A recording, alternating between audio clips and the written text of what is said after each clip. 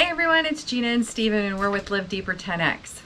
And today we're going to be talking about vaccinated Americans traveling overseas, specifically to Spain, and the 4 documents that you need to make that happen. So let's get to it.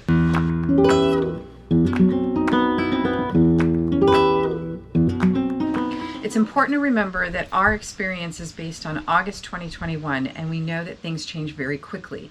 Definitely check with your airline or with the government websites to make sure that you're following the right protocol.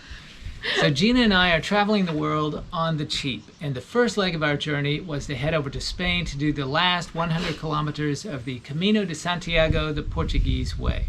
We are both fully vaccinated, and this video corresponds directly to people who have that vaccination status and what they need to get into Spain. So you will need 3 pieces of documentation. The first is your passport, the second, certification of your vaccination, and the third is the travel health advisory form. Take it away, Gina.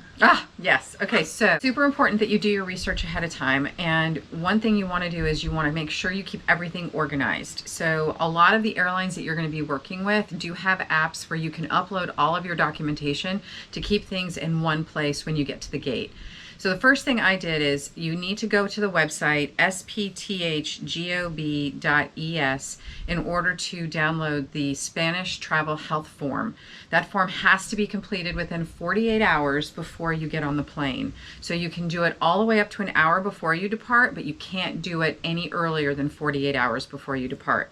So the way the form works is you actually go down, and if you're scrolling for yourself and you're doing your own travel, then it's an individual form. If you're doing it for your family, they give you the option to do it for your family.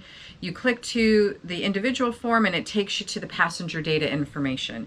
It's really important that you include your passport ID information, your flight information, when you're arriving, your email, and whether or not this is your final destination. Now, this was kind of tricky for Steven and I because we were actually on final route to Portugal, but our layover was in Madrid and it was 12 hours. And so you have the option of leaving the airport, but you have to make sure you document in your form whether or not you're going to stay in Spain as your final destination or if you're going to head on. So if you are staying in Spain as your final destination, you click the box that says yes, and then you move through customs. If you don't plan on staying in Spain as your final destination, then you have to click the box that you're only in transit. Now that can be a little tricky because for us, we were 12 hours in the airport and we didn't realize we actually could leave the airport if we wanted to. We'll talk more about that when we were traveling back through.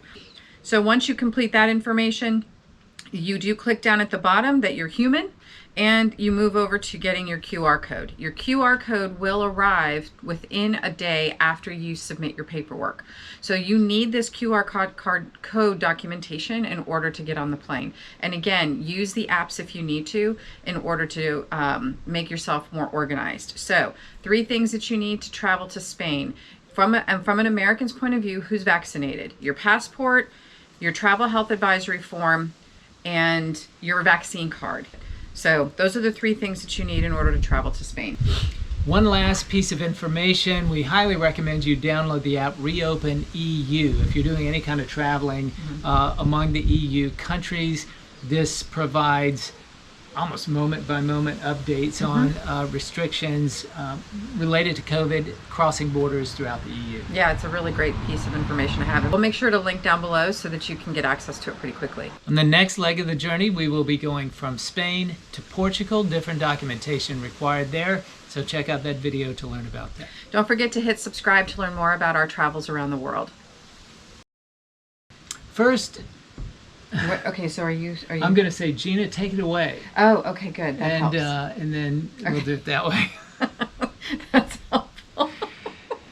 Gina and I are traveling the world on the cheap. Really, next to nothing. So Gina and I are traveling the world on the cheap. I'm sorry. So you will need 4 pieces of documentation. The first, so you will need 3 pieces of documentation. Hey, good job, by the way. I think that was good. I feel overwhelmed when you look at me because I keep thinking you're talking too much. You can Gina. say as much as you want. I can cut it out, but I'm not because it's all important. But really, go as long as you want. Say all the stuff that you feel is important because you're the one filling this out, so you know what people need to know. Mm-hmm. It's a nice way to tell me to be quiet. No, it's I wish not. I had a real life edit button. Oh, I forgot to do this.